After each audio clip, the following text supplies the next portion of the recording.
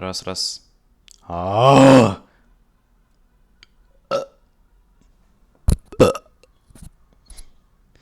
Так. Окей. Раз, два, три.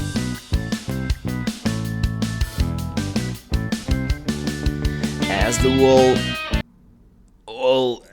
Walter, put it away, Walter.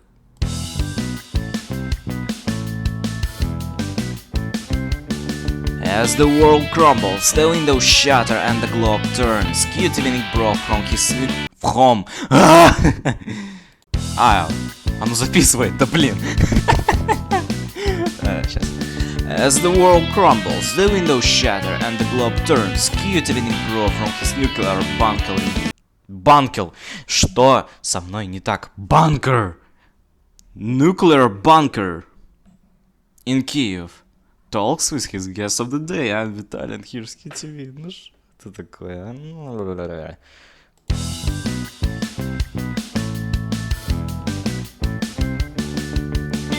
As the world...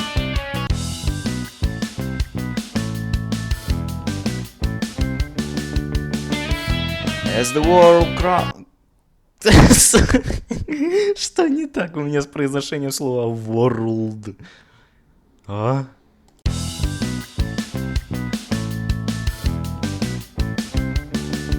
As the world crumbles, the windows shatter and the globe turns. QTVNickBro from his nuclear bunker in... Я ж правильно это произнес?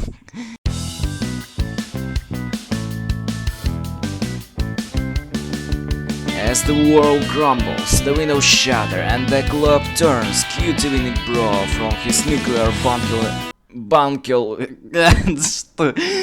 3 раза в одни и те же или 2? Короче, опять все же грабли ступаю.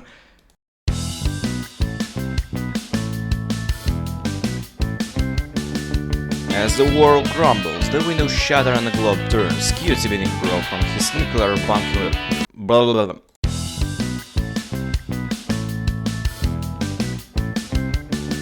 As the world crumbles, the windows shatter and the globe turns. QTVNickBro from his nuclear... Что ж такое? Почему я слово nuclear не могу произнести нормально? How to pronounce nuclear? Не знаю, очень сложно, помогите.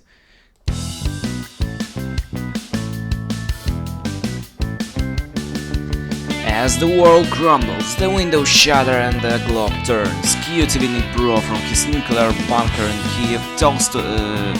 Ту? Какой ту? Тут нету ту. Тупой. Я очень. Почему я не могу это произнести, а? Почему? Так, это попытка номер 17. Зачем я это говорю? Не знаю. По приколу. Блин, это было громко. Короче. As the world crumbles, the windows shatter and the globe turns. QTVNickBro from his nuclear bunker.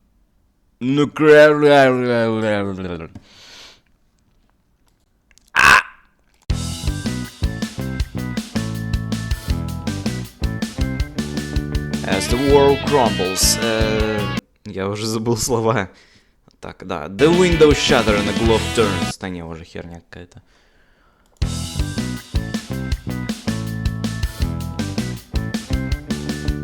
As the world crumbles, the windows shatter and the globe turns. QTVNickBro from his nuclear bunker in Kyiv talks with his короче. Я уже всю воду выпил. Капец, я нервничаю. Нахера я тупой? Короче.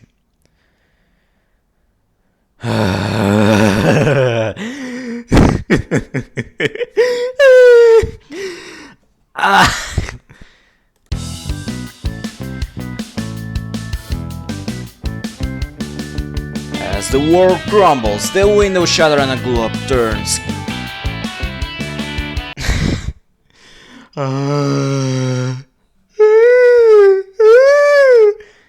Господи, шизофрения у меня, спасите.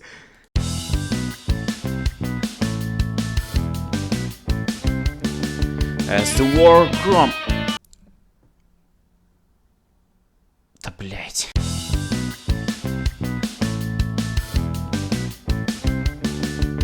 As the world crumbles. Crumbles. Ah! Alright, we get it. Oh, and by the way, hi, I'm QTVNickBro, and welcome to the best of As the World Crumbles, QTVNickBro. A very special compilation of the best, the fails, and the cuts. What you heard or saw, or both, there were the outtakes from Natalia's intro for the initial 12 episodes of the show. The music wasn't even meant for it, but for the final episode intro instead. In fact, Natalia actually had 11 original good takes of the intro, which have all used in the initial first 11 episodes, with the 12th episode having a repeated intro from before. So yeah, all of the first 11 intros were original and not the same recording. Anyway, now before I get into the episodes, I'd like to first mention how I got around to doing it. If you may recall in the final episode, I mentioned how the reason that I did it was that I had nothing to do in summer. That is true. Now why the name As the World Crumbles? Well, it's simple. The show actually was originally meant to have a more dramatic theme, and so I chose a, well, dramatic name.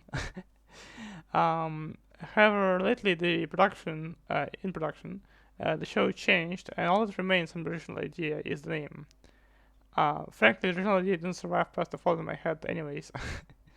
But still, oh, and the three smiley faces mean nothing. I just thought they looked quirky. Oh, and yes, that orange character man thing on the thumbnails. Yeah, that is me. I'm not the best artist, okay? I can't really draw. Heck, I didn't even have a design for him there initially. Anyway, now let me start talking about episodes. Starting with the one that started it all. Episode 1. Well, okay, either. The first episode didn't have an recognizable Dallas intro. Instead, I for some reason stated the approximate time of when I recorded the episode. Now, why did I do it considering that it wasn't live? Well, I don't know, but it does make the episode feel very different from others. Sort of like a pilot episode in a way. Although I tried to distance from that idea for this show, since I had already done pilot for the QTVNickBro show, and I wanted to commit myself to the series for a full 30 episode season. And so I thought that having a pilot would make me less motivated to do more. Although I did later do the QTVNickBro Tonight, and that started with an episode marked episode 1. It didn't proceed past that one, but still, let's remember that's the reason, okay? Okay? Now, Campin is someone who I've known for quite some time, and so getting him on was pretty simple. And now his profile picture is this country ball thing with some flag, and the coat of arms of his home city of Lviv on the eye. And by the rules of country balls, they must be drawn as just, well, balls, with no other body parts. Yet here, for a thumbnail, I made this cursed abomination, lol. Anyway, so, for the best moments, here is one that I, ironically enough, is a moment from a different podcast, which Campin is talking about here. Here, take a look.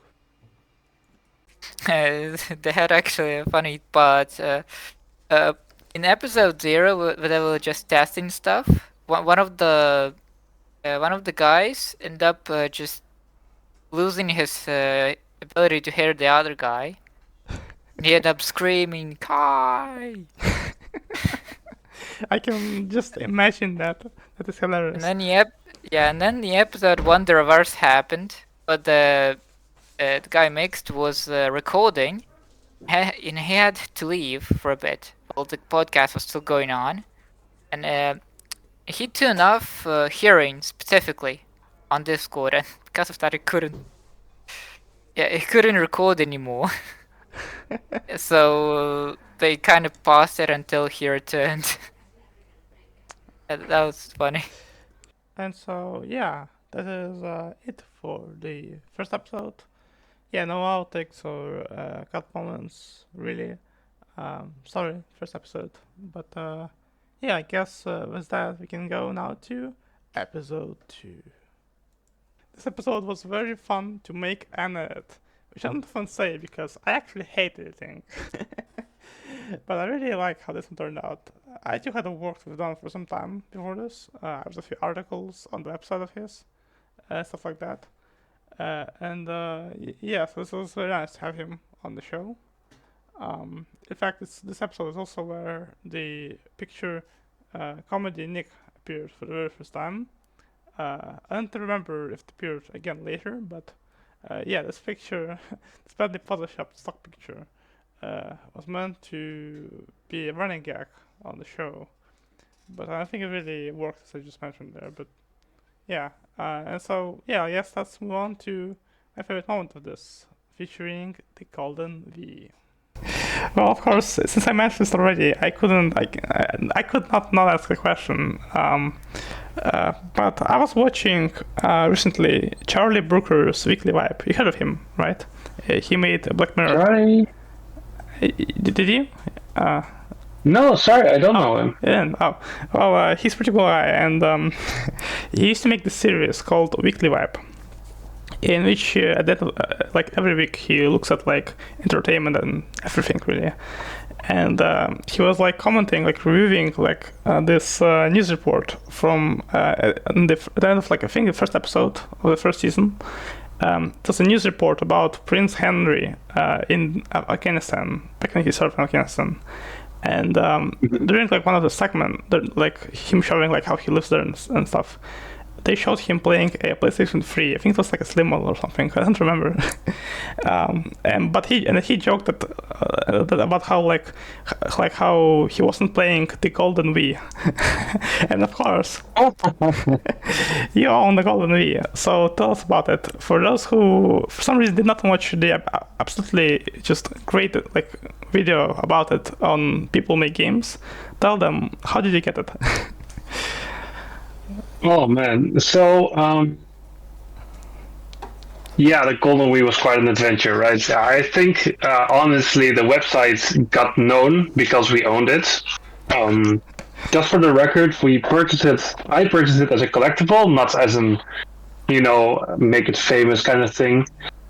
So the Golden Wii, do you want me to tell the story or how I got it? How you got it? I think all of you. Well, I mean, Right. actually, I can tell the story myself. So what happened was, this THQ, famous company, SpongeBob video games and stuff. They wanted to.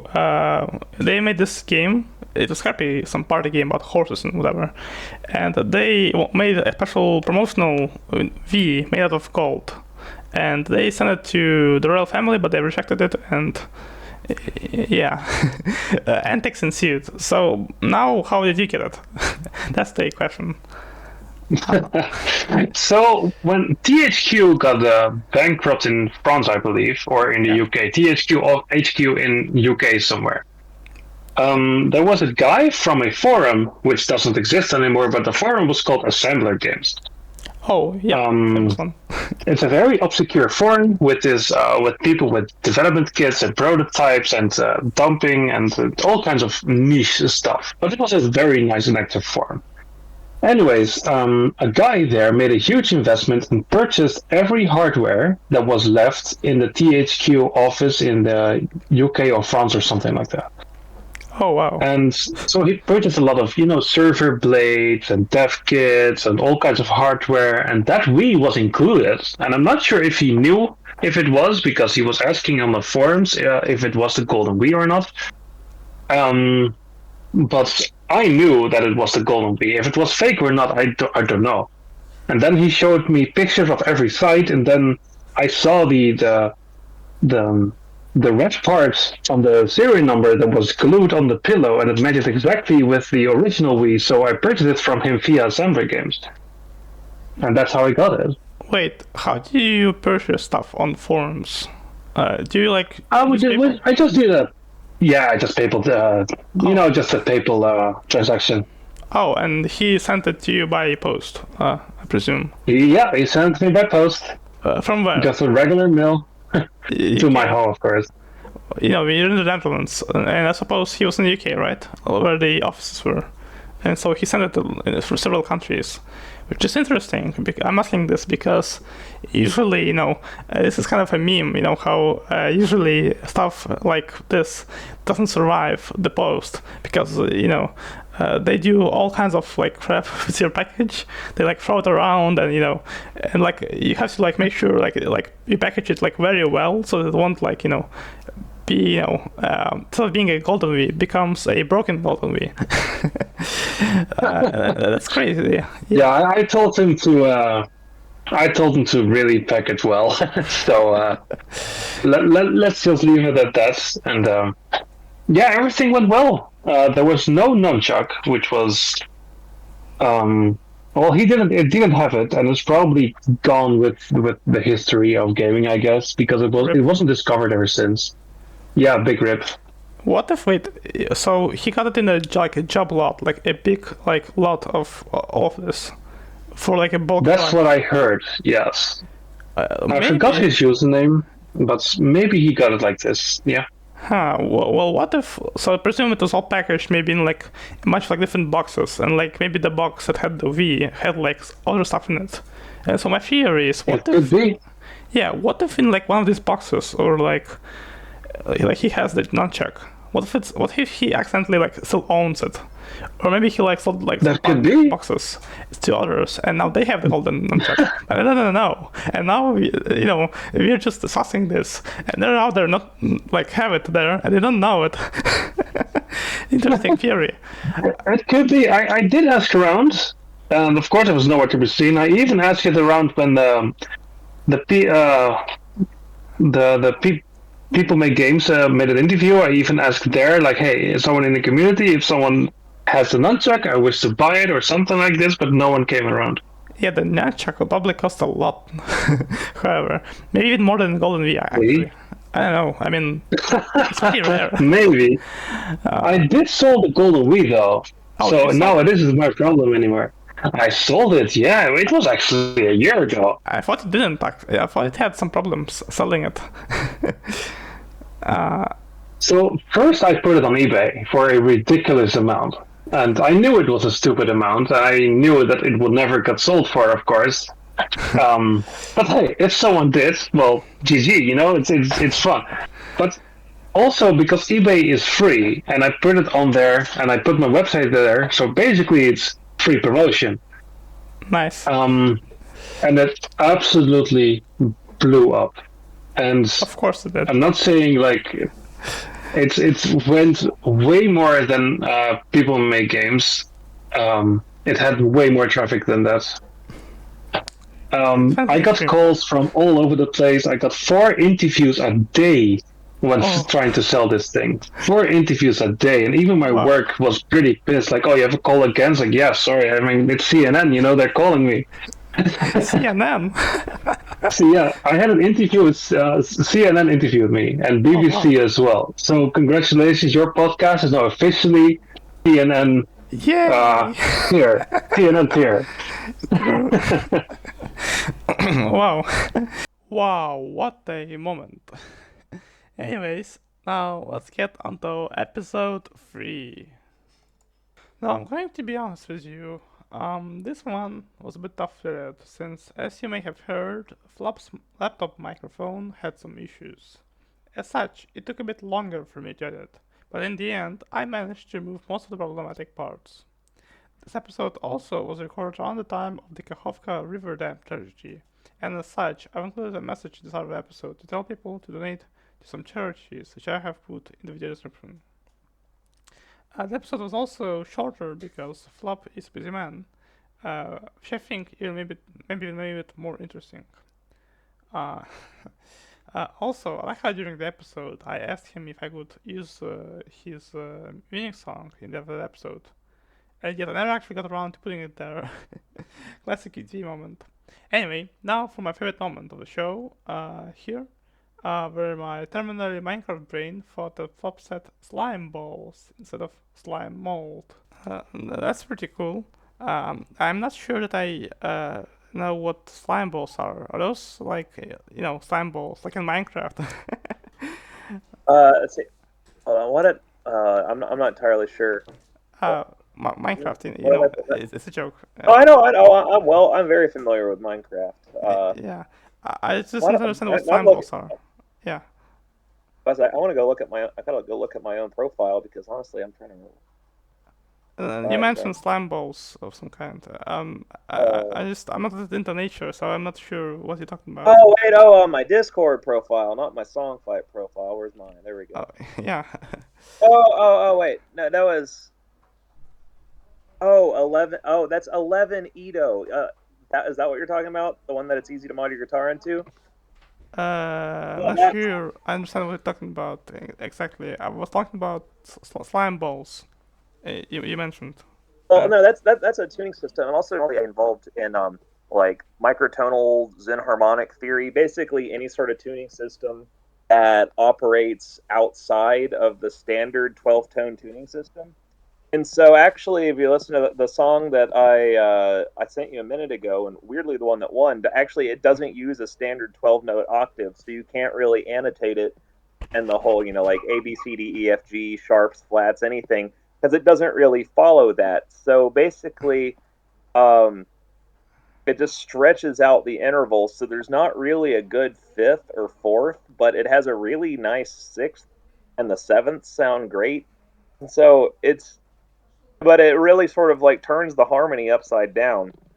And one thing that I actually did, especially in a lot of my song fight songs for the past couple of years, and in spin tunes for that matter, is I'll get like a pen or some pencil or some object, and I'll actually wedge it under the guitar string so it pushes the bridge forward by about a fret, so that the octave is on the 11th fret rather than the 12th fret, which really sort of it puts it into odd territory. And a lot of people would just say it sounds out of tune, and they're not wrong. It does, but I don't know. It's fun to play with in a I don't know. I guess anytime you hear about people just modifying their guitar or getting into techniques like that, I know Sonic Youth probably comes to mind for a lot of the alternative fans out there. I don't know. Lately, it's just something that interests me. Tuning theory probably comes from my background in doing piano tuning.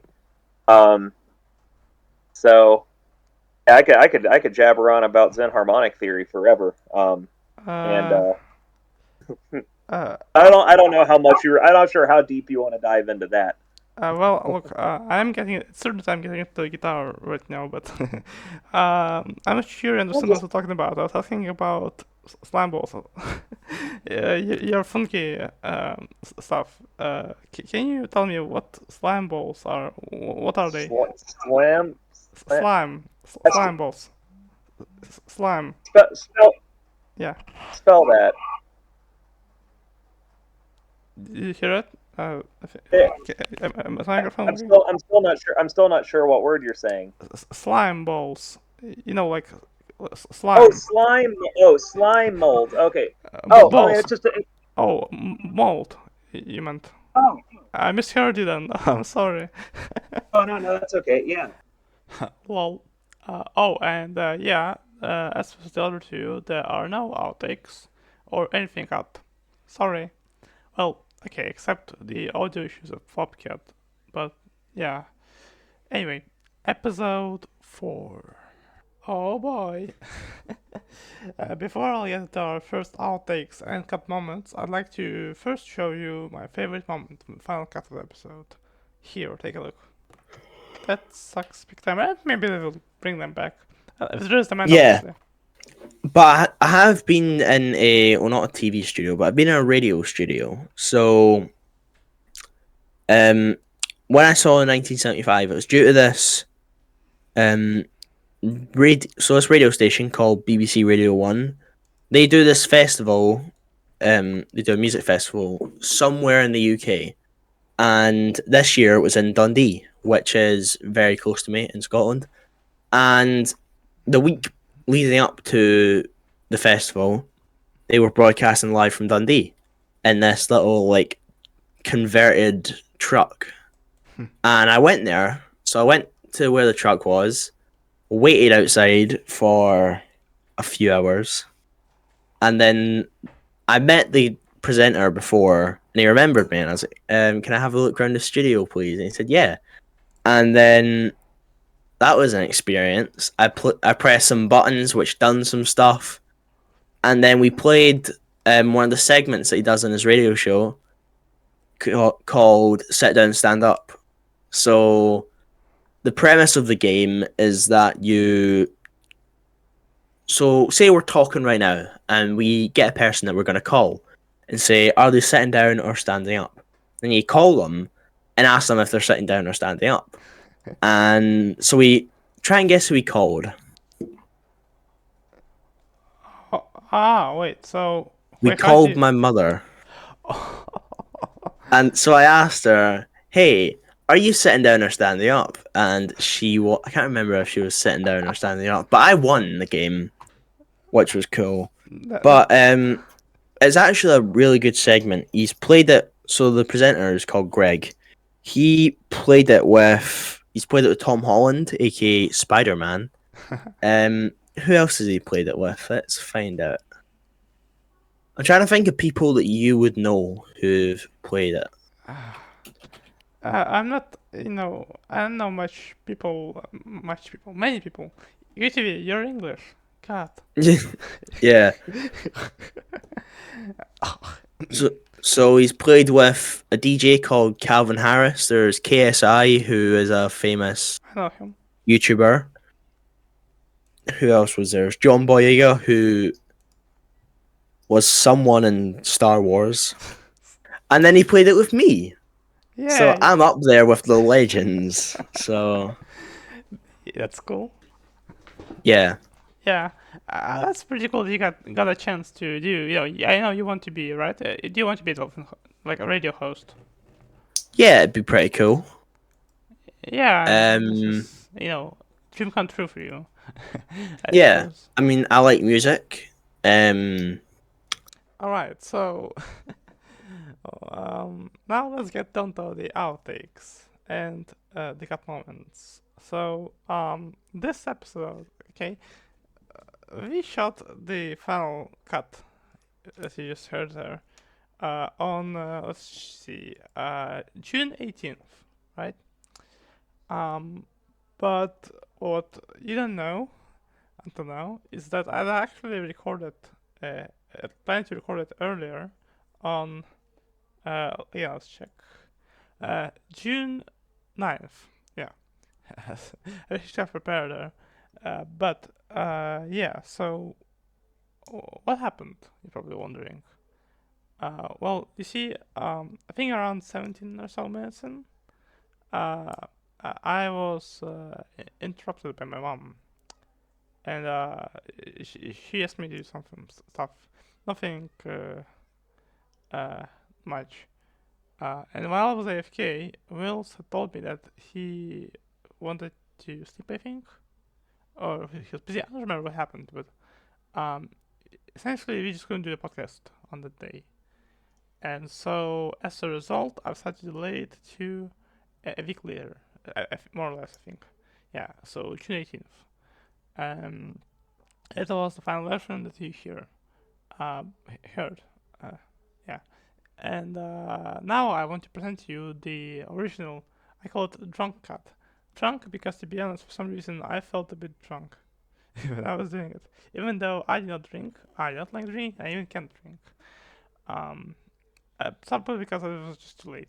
We already said what, nearly midnight. Yeah, when you're sleepy, you sleepy. Yeah, logically. Yeah. Anyway, here it is. Thank you, Dada. Hello. I'm QTVNickBro, and welcome to ATWC. You get that right? I did get it right. Great. I hope you're having a great day. So, yeah, welcome to this episode. This episode is a bit chaotic and unscripted because reasons. If I tell them about it, it'll kind of break continuity because this episode is literally this way after I record this. So yeah, as such it'll be a bit unorganized, but I hope we can have I think we'll have a great show this evening time recording.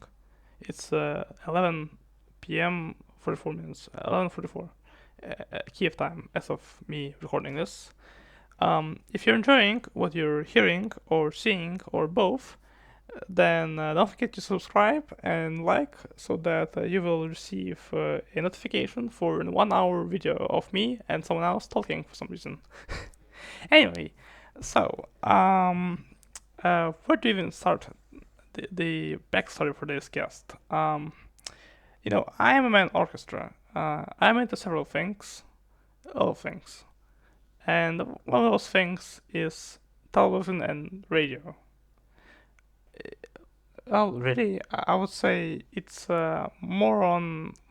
It's not just on like TV shows. Like I'm not just a fan of a like a TV show or TV shows in general, but I'm also a fan of like stuff like behind the scenes, like production or like technology or like branding, stuff like that. Stuff that's more than what people usually are into, like television.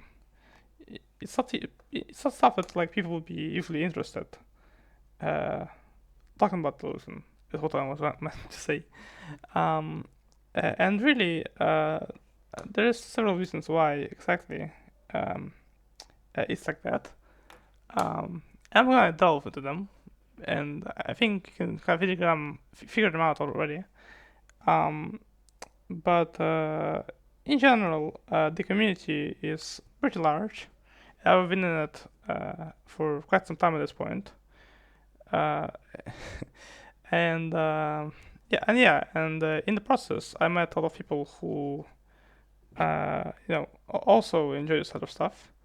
And I'm thinking actually of maybe interviewing some of those people in the future.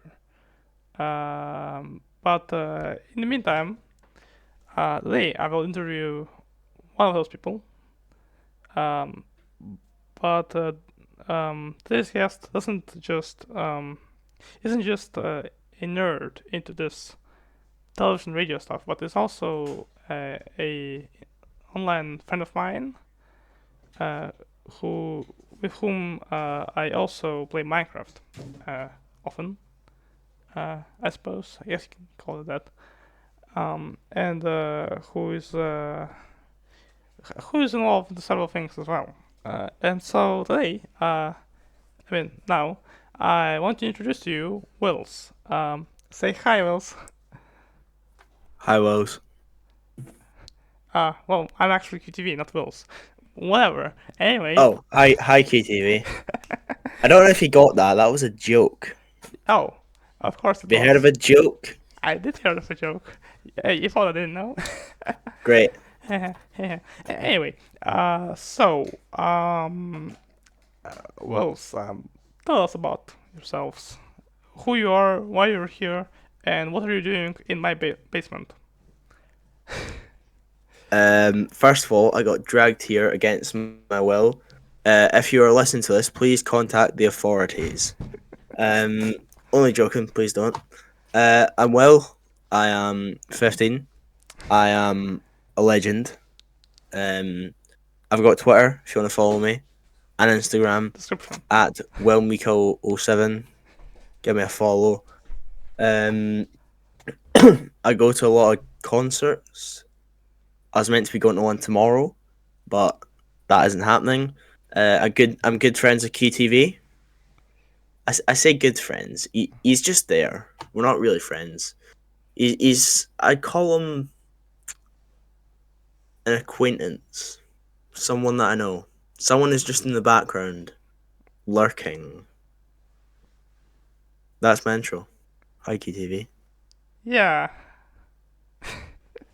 I just want to say I just like I like the Stone joke. Cold there. Yeah. So this is the thing. Since this is kind of a scripted thing, I guess I'm doing some jokes today, which is not even usually do. I mean, I did joke on the last 2 episodes, I think. I did definitely did on the second one. Like for example, I joke. Yeah. I'm gonna give you examples of you. Yeah. So yes, you put it pretty well there.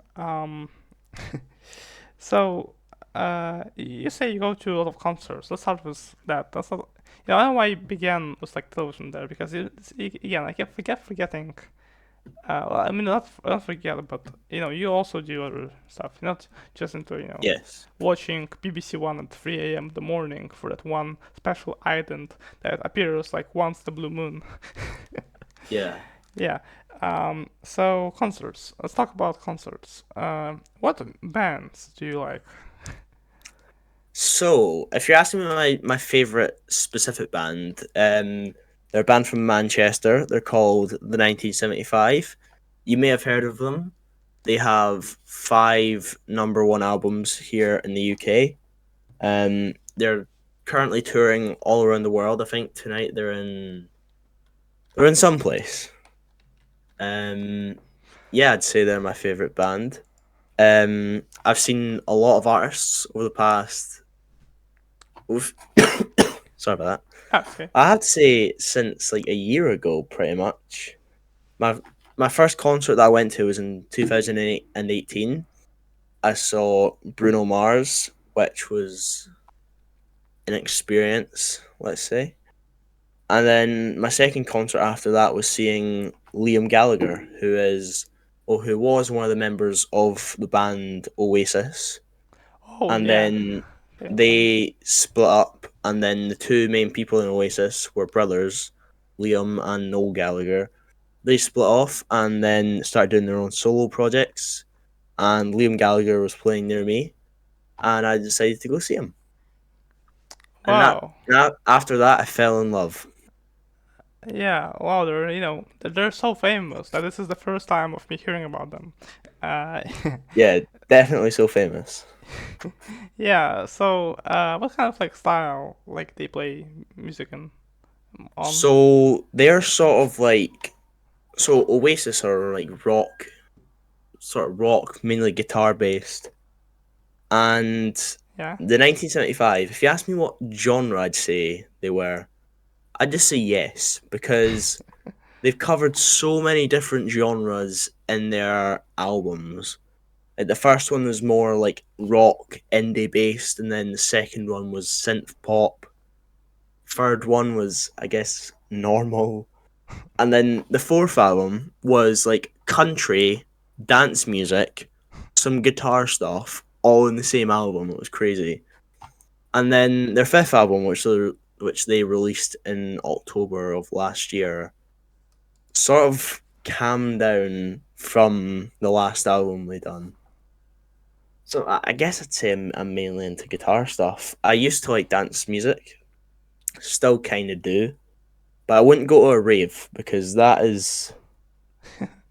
that is just different. You get a whole lot of drugs there. Let's just say that. Yeah, trip. I'd be tripping balls, QTV. Yeah, yep. Tripping balls. Yeah. Great start, what can I say? Okay. This is the best episode you've ever done. Yeah. And I've not even listened to one. I'm just saying this is the best. Yeah, this is like, saying a lot considering that, you were there when that began, when it was written, because for those who didn't watch, it's actually the third, watch, I mean, first to know, this is actually the third attempt of mine to do a podcast, and on the first one, which was the I QTVNickBro filmed, show. was it the first one? No, Yeah. the second one I filmed. Oh, The wait. first one was god awful. Oh, yeah, I remember that. Remember that little banjo music you played? Oh, God, yeah. I mean,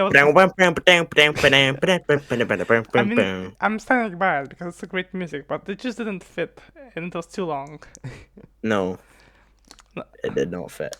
Well, yeah. But yeah, this is I'm nice. saying. It's relaxed. I love it. Yeah, and there is no music because F you. Yeah. Whoa. Calm down there. Family show. Watch out. I didn't say the word. I said the day letter. Can we swear? Fuck Well, it. We're swearing. I love your energy. Actually, This I is did getting swear. taken down on Spotify. Yeah, true. Actually, Is this being put on Spotify? No, actually, it's only on YouTube for now, but we plan on getting it to other platforms. Get on Spotify. I will later. Okay. Okay. Ask me another question, QTV. Do Okay. your job. What I was talking about, right? Yes, you were with me there. It was funny, but it didn't work. So yeah, but thankfully it did work. So all is good now. Mm. Anyway, what was I trying to say?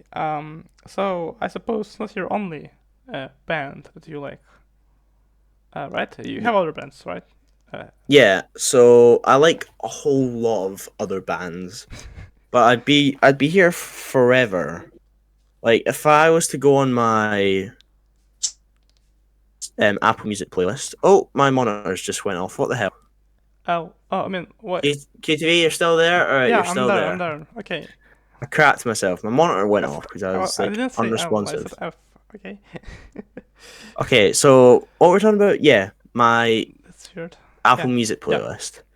So there's just a whole load of bands like Arctic Monkeys, Paramore, Kings of Leon. Heard of any of them, QTV? Nope. I've got a bit of Taylor Swift in my playlist. Do you like Taylor Swift, QTV? I don't. No. Come on, you're missing out. Who doesn't like a bit of T Swift? T Swizzle. It's just Swifty. Swifty, yeah.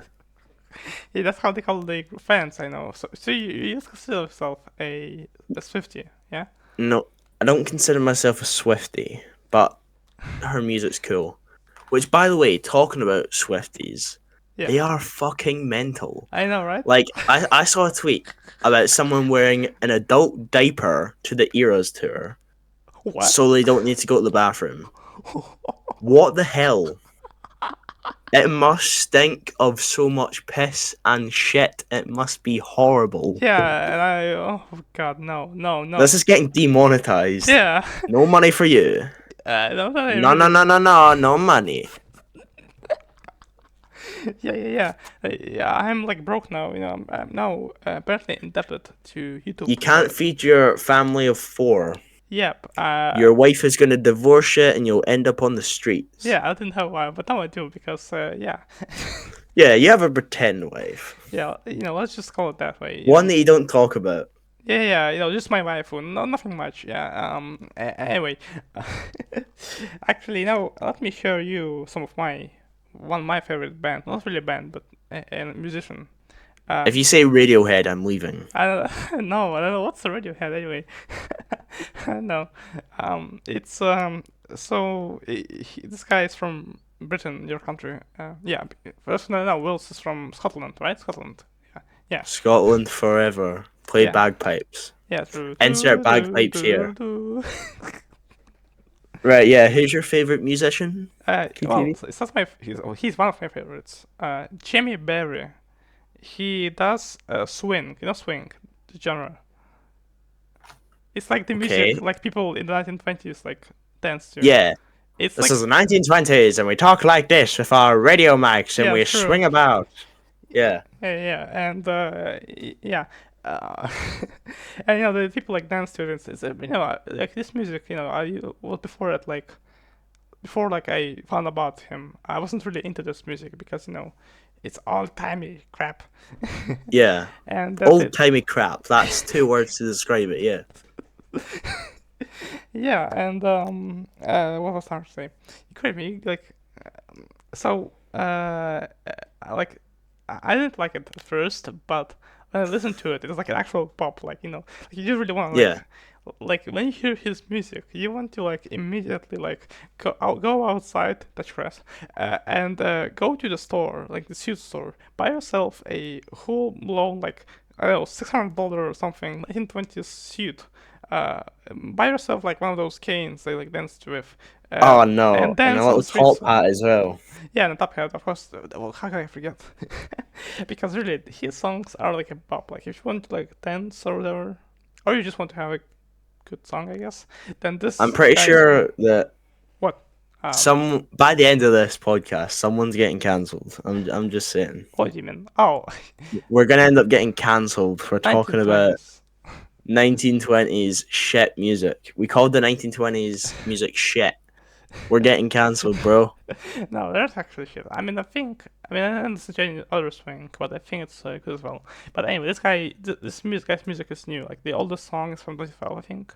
This is one that I listened to. He probably made it older, but he was actually on BBC, because of course he was. Like, if you're a British artist that is more or less known, of course you're on BBC. Yeah. And he's pretty good bops. Like, he really is good at like swing. But he also like often collaborates with another British singer. Singer. I mean, he's a musician. He's I say another. He collaborates with the British singer Octavia Rose, and she adds a nice voice to it. And yeah, and I think he sounds pretty cool. I suppose. Yeah, if you want to, I guess, yeah, as I mentioned, if you want to dance or yeah, you just want to have a good song or something.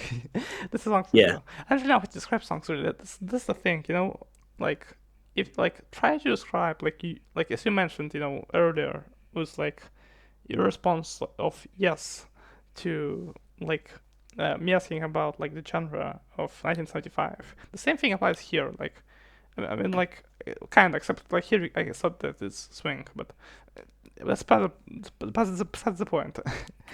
I was meant to say that it's kind of hard to describe how do you like like describe it as more than a genre, like well your attitude to it, like your opinion, or like how would you listen to it, like that way. And it's a pretty interesting topic actually. We can Yeah. for like an hour or so about it, but let's not. And yeah, did you hear of these two actually? Hmm? Did you hear of Chamberry and Octavia Rose? No, not that I recall. To be expected, because they're not super famous. I think. They're not super famous, right? I think they're not. Like, let me check. Jimmy Berry. On his YouTube. Cool. I think he has YouTube. Oh, he doesn't have YouTube. It's just the topic channel. Oh yeah, like a Well, few. I will definitely watch that later, QTV. Oh wait, no, he's. Yeah, he's Lost in the Rhythm, which is one of the greatest songs of his. He has 5 million views, almost 6 million, and he does like have like 100k. Oh, the light has 11 million. Oh damn. Yeah. Okay, he's popular. Never mind. Yeah. So that's my personal take. And the reason I chose to talk about it is because it's British, and since you're British, you have to talk about something British. So yeah. I just want to say I'm Scottish. If you want to talk about something British, you should have got our great friend Eastwood 2013. Wait, he's British? Yeah. I thought Have you just realized? Oh, right, he was. Okay, no, just back in the day, like when Spatful was popular. You just forgot. Yeah. I remember he used to be popular. Popular. What was I saying? My mom just entered the room and I was confused there. What I was trying to say? Yeah. Anyway, now let's get onto the outtake. Thank you, Tala. Welcome to the bunker. It's 80. Fuck. Keep it in. Okay. Well, take two. Doop. Yeah, and now people barely know you. Know me as the guy who made a diss track on Jack Sucks at Life. Yeah, that is all I'm known for.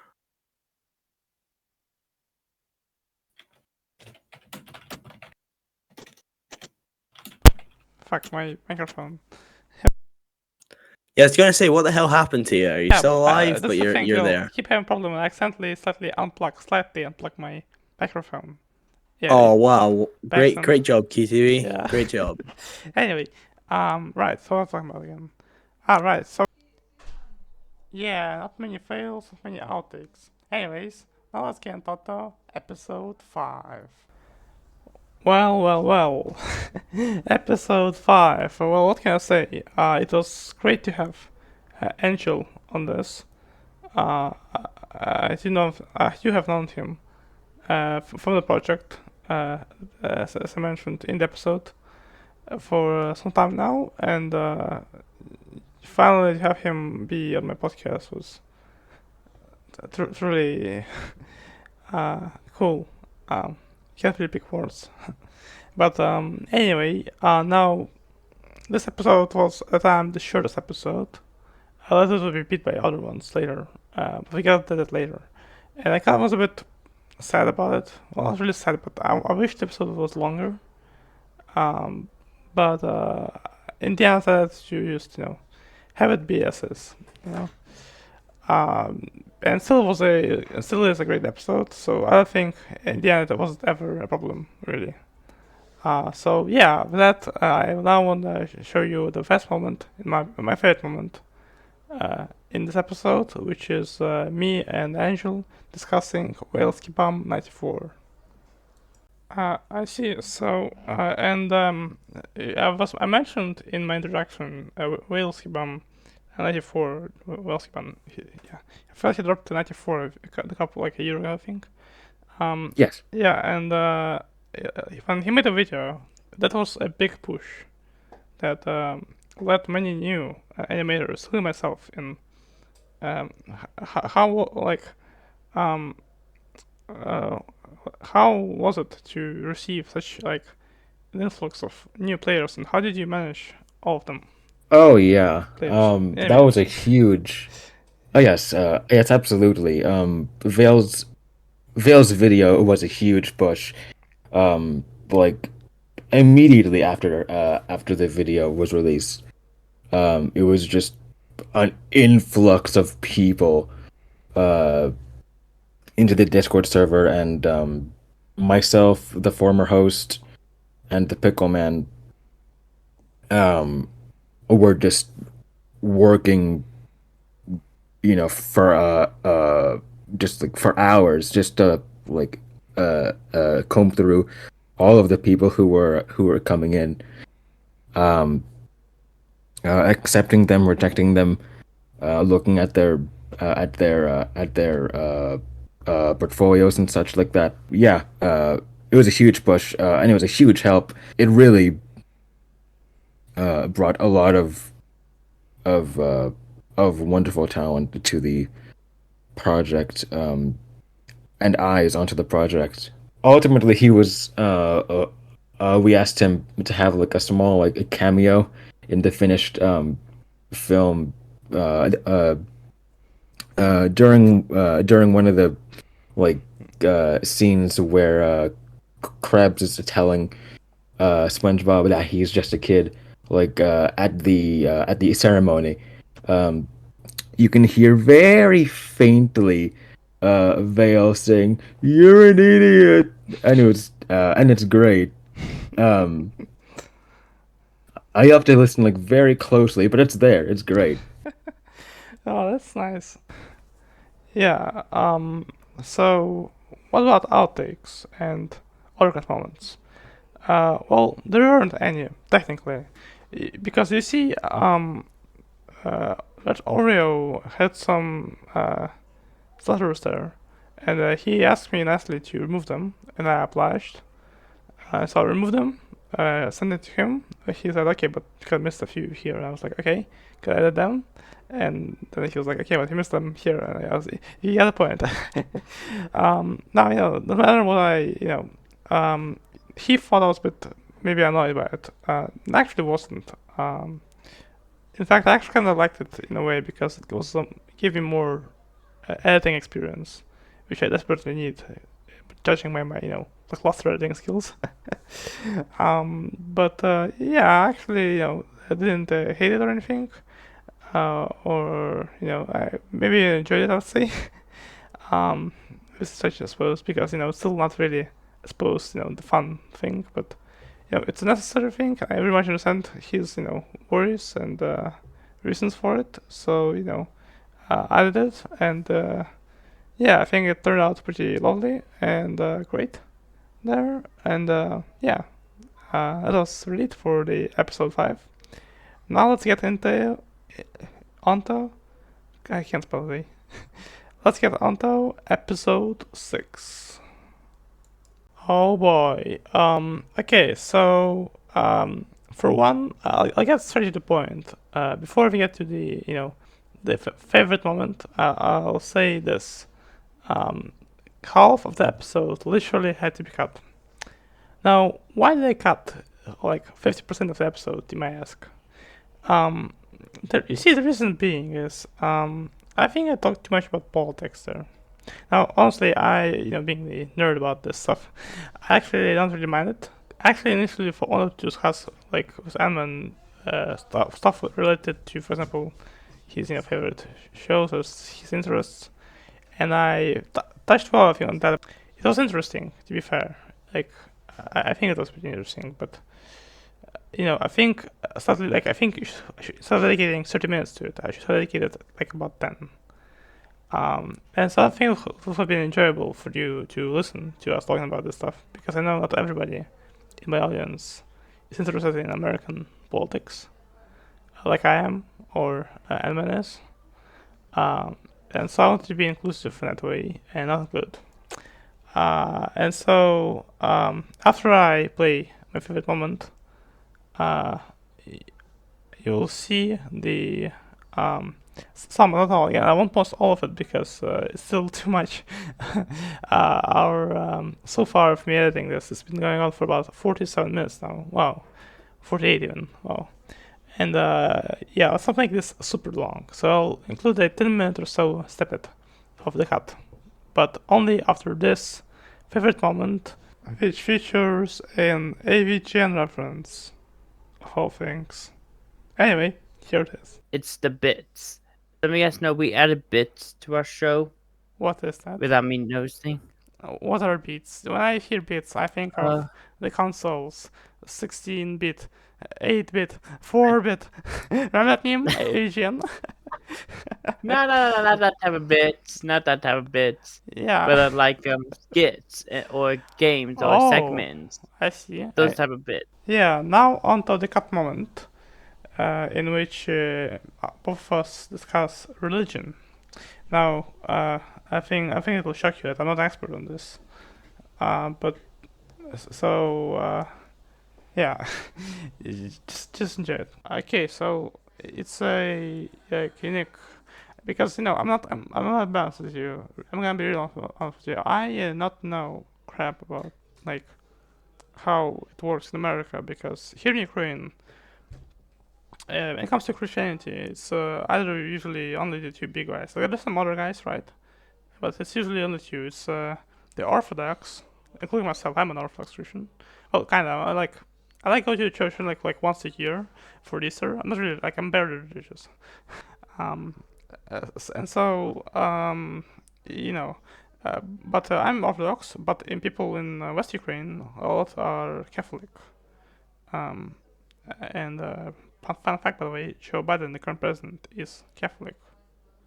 Everybody knows that. I don't know why I say that, but yeah. And so Right. I don't know that what in America was the biggest one or what Right. dominant one. I'm not. Fill me in if you can. Yeah. Well, I'm used to be Catholic, so I left the Catholic Church, and two of my friends invited me to to Calvary Chapel, Houston. Oh. Right. So. Okay. So the denomination. It's some unique one. Oh, okay. Actually. Yeah, okay, I understand it now. I'm just. Sorry for during this podcast, recording this podcast, I'm a bit slow brained. I don't know. I'm just a little bit tired, I guess. Yeah, now on to episode 7. Alright, so, episode 7. One of the best things I like about this episode is the thumbnail. On the thumbnail, you can see the little flop character that represents Marion. It's based kind of those memes you probably saw about Ukrainian engineers, stuff like that. And I want to kind of reference that, and I made flop this volunteer character, and he liked it so much that he now puts it on profile pictures on his social networks, and even he even made a patch, an actual patch for his clothes, and as well as stickers. So it's very cool that he liked it, as you like it a lot.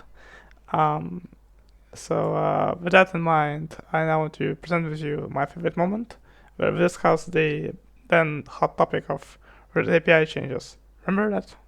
I remember. Yeah. Anyway, here it is. Yeah, and so we don't use much of it, but I still want to ask you because I wrote the script, the questions, thinking you probably were on subreddit for some reason as well.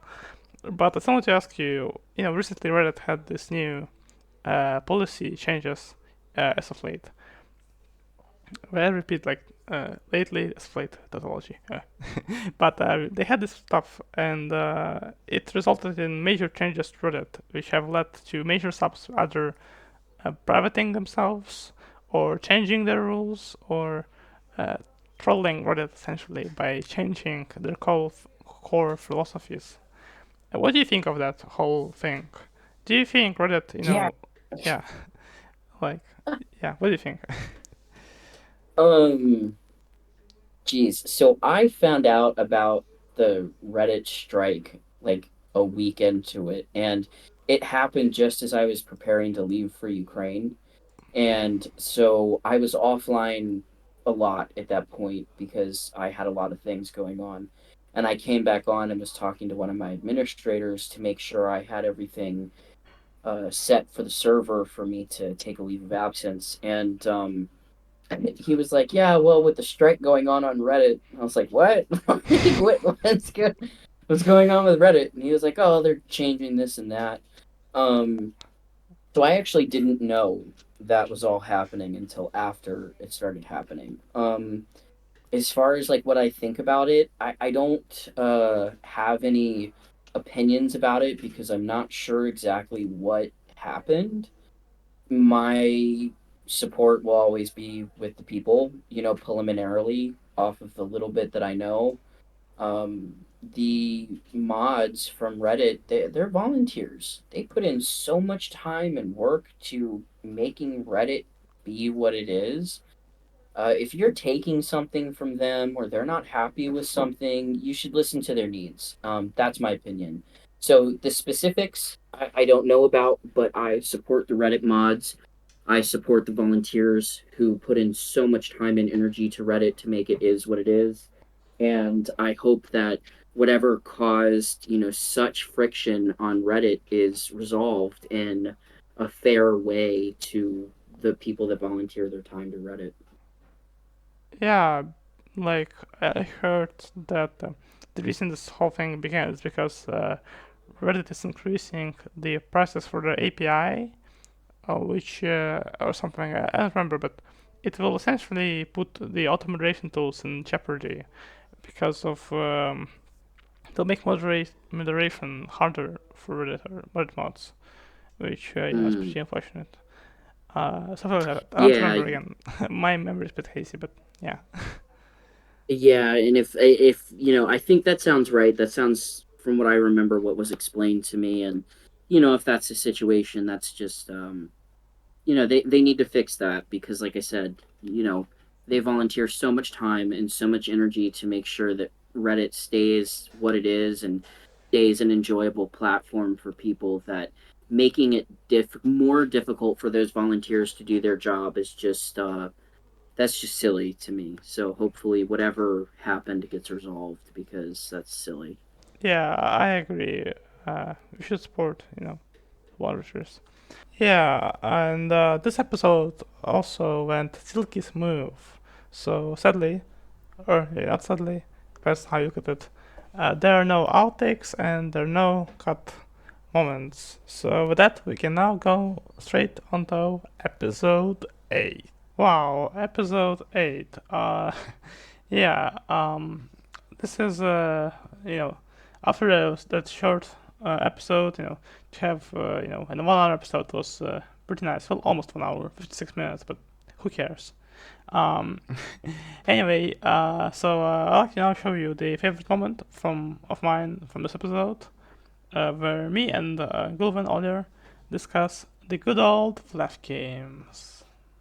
And also, not just Paradox games, of course. I also played lots of browser games and uh, RPG Maker games. Yeah, so like flash games. Remember flash games? Yeah, Yeah, those were the stuff. I remember playing this. I agree. Yeah, I remember like a lot of like playing with them. And a lot of people grew up playing them on like Newgrounds and stuff. But who cares about Newgrounds? Like in my days, we played games on websites called free games for boys, or if it's for girls, then it's for girls. 100 and like the ads, right? That would be like just full of like icons for like games. That would be like fake like game icons. So like you will click on them and get like 10 times of like 10 types of viruses on your computer. Yeah, those were the days. Oh wow, yeah. I haven't played many of them in a while. I should though. Even though Flashlight, Nice. yeah, even though Flashlight died, there's like there's a very cool thing called Flashpoint, which will allow you to play main Flash games. Yeah, that.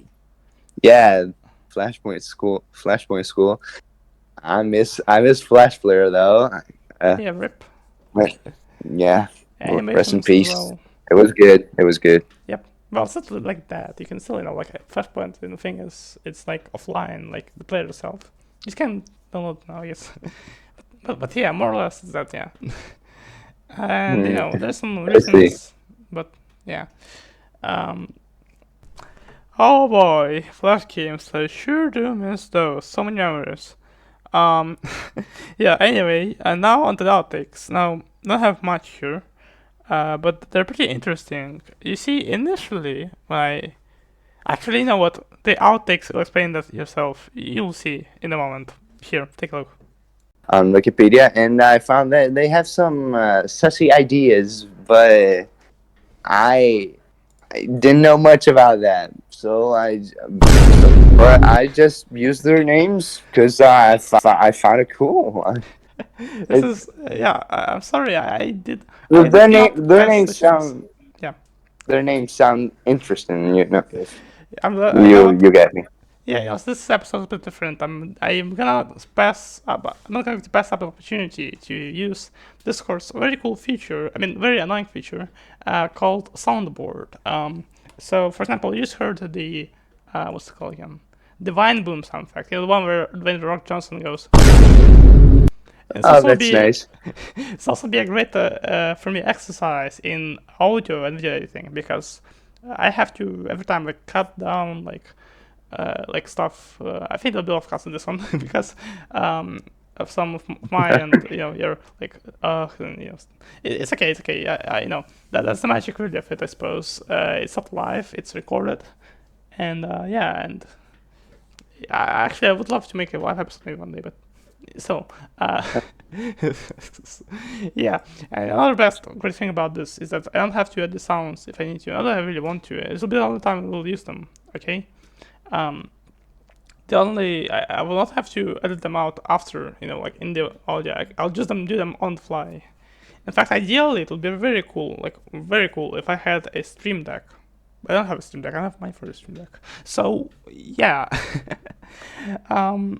Great start to this episode, am I right? I think some of the reels here. But I don't think all of them are perfect. I think some maybe have some length, for example. Like I made like 30 minutes. One of which I had to cut down as much as possible because reasons. I really wonder, why did I not go forward with the soundboard idea? Oh, and by the way, the end there, I was mentioning, talking about the episodes, the length, and how, some are shorter, some are longer, that stuff. Anyway, now we can go on to episode 9. Oh wow, episode 9. I'd like to begin by saying that ever since the episode came out, Coach Fro actually managed to become a champion of logwood lifting, which is very cool. Congrats to him. It's like the meme, this average Discord mod versus average Newgrounds moderator. I also like how on this thumbnail here I drew myself as Tankman, kind of like, reference to Newgrounds because, Tankman is the mascot of Newgrounds. But I also like how to coach. Because I mentioned this already, but I cannot draw for the love of me. The only reason I used to do thumbnails is because nobody else would. that's really the reason. Okay, technically I can like find someone, but it's a long story. But yeah, and so I tried to draw coach here, and I don't know, is it like they it's more or less okay. Like sure, it's a bit rough around places, but the only really thing that I didn't like um were the arms of his. Like they look like chicken wings. I mean, to be honest, if your chicken wings are like white, maybe you shouldn't eat your chicken wings. But yeah. Also, you can see that I kind of mentioned that in the thumbnail itself. You can see a very small text there. It says, "How the fuck do you draw buff people, lol?" Anyway, here's the favorite moment of mine from this episode, where Coach talks about his favorite moments on Newgrounds and some other stuff. Yeah, my memory is hazy. I'm recording this at like midnight. Like, yeah. Anyway, here it is. Wow. You can tell. We can spend all day talking about Newgrounds, I suppose. What are some of your like favorite memories from Newgrounds that you remember the most? Well, so I have a lot of good memories that are kind of based on Newgrounds that did something in real life and just Newgrounds in general. Like I said, it's weird to be part of history. So not favorite, but sometimes most memorable is like when bad things happen. For example, when this is really old, there was a user who basically made a thread saying he was going to burn down his school, and a moderator took that seriously and called the authorities, and they stopped him at the school with all the stuff in a bag to burn down the school. So like that's not a favorite memory, but that's something where I'm like, I'm always going to remember that about Newgrounds, an online community stopping a school from burning down. And then more just in general, just sometimes the community in general, like I've made friends, and even though I've never met these people, for the most part, it's like they're still real friendships. And I actually did just meet someone who works on the Cyanide and Happiness comics and cartoons, who had worked with them. He goes by the username Phobotech on Newgrounds, and me and him were really good friends. We moderated together for a long time, and then recently I just moved across the country, and I realized that I was staying maybe 30 minutes away from him at one point. So we got together and had dinner, and it was really great. So memories like that, which would have only existed because of this website. And then it really got me. This is probably the most important part. It got me realizing that creating things can be fun. So a lot of them aren't on Newgrounds, but buddies of mine used to make videos all the time, short films and comedies, and it was 100% like Newgrounds inspired. And I've had short little comedy films shown on TV, and it got me into writing. I participated in these voice acting collabs where I didn't actually do voices, where I just wrote scripts, and also developed games with a programmer where I did a lot of the ideas, and we implemented like real life videos of things happening into the games that I was involved in. So just Newgrounds in general, just inspiring me to write and make movies and read. I I've held multiple writing competitions on the website, just things that I probably would have never gotten into without the platform to do it. And it's definitely changed and morphed who I am as a person. Yeah, I don't know why I called him Coach Froder. Just call him Fro, QT. Again. Yeah, I'm never making an episode at midnight again. Oh, and there are also outtakes. Because, I don't know. I guess I got lucky there. Anyway, now on to episode 10. This episode breaks the thumbnail streak, as Anna decided to just use her Discord profile picture to represent her on it. This episode is also the first featured editing of Desert Fox, a Romanian pal of mine who mostly just adds the pictures to the video and a few other things. It's also the episode where I announced that I was ending this podcast after certain episodes and this very completion. So with that, here is my favorite moment from this episode where we discuss the pro-Russian parties in the UK. Yeah, well, I do know that two right-wing parties in the UK, UKIP and Reform UK, those are essentially Russian agents, especially Nigel Farage, leader of the Reform Party, because they keep proposing Eurosceptic. Well, after all, they're one of the guys who advocated the most for Brexit views, and they also have promoted. Okay, maybe Euroscepticism isn't exactly a pro-Russian thing, but it commonly is attributed to pro-Russian political forces in the West. But they also proposed like Russian, like less harsh on Russia type of stuff, like negotiations and other garbage. And heck, Nigel himself, he had a show on Russia Today, literally propaganda station of Russian government. So he isn't even hiding it really. And yet there's still like not like banned or anything. They're still Honestly, out there. He's just a prick. A lot of people dislike him in the UK. Yeah, I can tell. If I'm not mistaken, his bank account was bank hosting was trying to shut down his account recently, and other banks were refusing service. Honestly, he's not had a really good reputation within the UK since his political career started. Because even though there is a lot of right-wing politicians, people tend to be anti-extremist right-wings. But even if you have a right-wing government, right-wing local government, people still dislike the extremists, like him. Yeah, so what you're saying is he's not popular in the United Kingdom, like at all. Which, from my personal research, seems to be the case since they don't even have a single MP. So, yeah, very popular in quotation marks.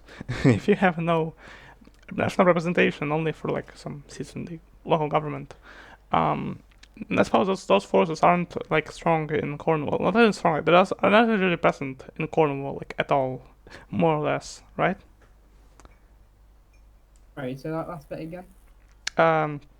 So such forces aren't really popular or really represented in Cornwall, I suppose, right?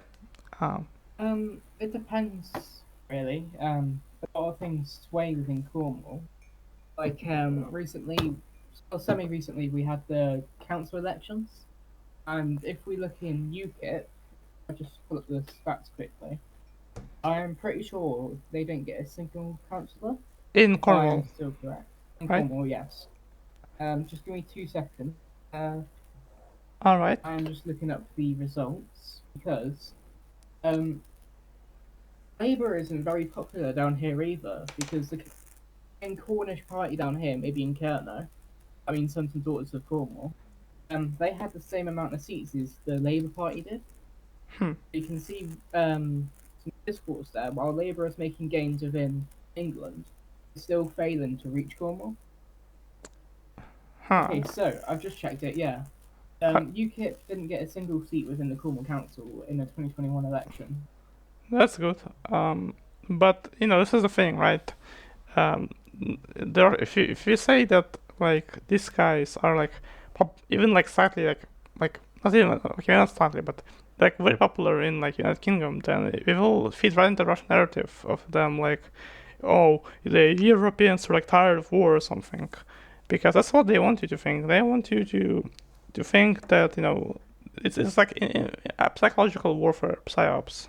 The Russian government is very much into psyops, and so. So this is a I think the mistake that some do. Okay, maybe not some. Actually, I think anyone else who does it, but some could make this mistake and assume that due to not just in the United Kingdom, but in some like Western European countries, these guys are like popular. In reality, most people support Ukraine. They very much the government support Ukraine more or less. Most of them at least. Hungary, and yeah. So in most cases, that's really a big threat. Although the far right in Europe has been on the rise, from what we saw, but more or less still, the governments, the people, are very supportive, and we are very thankful. Huge thanks for the support, for all the tech, for all everything. It's been great. Now to the cut and the outtakes. Now there is one cut moment, and this is Transnistria debate. Thankfully, though, I don't have to put it here because Anna had released it on her YouTube channel. I'll link the video in the description. But now I want to show you the 2 outtakes from this episode. Yeah. Anyway, tell us about yourselves.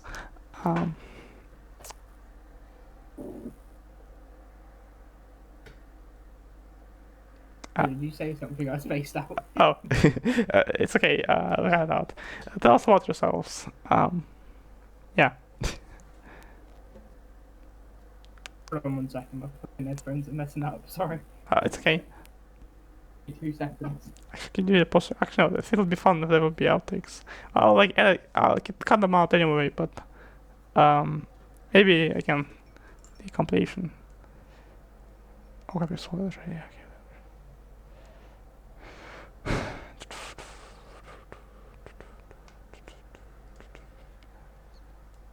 Alright, it should be good now. Alright. Alright, so If you're wondering, that clap is for like so I can know like where to cut. Well, I can kind of cut it already, but it helps it better. Yeah. That's about yourselves. Do you want me to clap? No, only me. I just need it myself so that I can know where to like cut. No worries. It's kind of like they do in movies, with the clap thing. Oh yeah. Well, actually, no, I can without it. Okay, whatever. It's also just a signal for you to know that I'm actually going to, respond to. Whatever. I don't know. I'm just. Okay, whatever. Anyway. I see, and you mentioned you're gonna run for, I think, some councils, right? You can't run now because, well, the party isn't done, and you're too young, right? You're actually, I think it's my manners.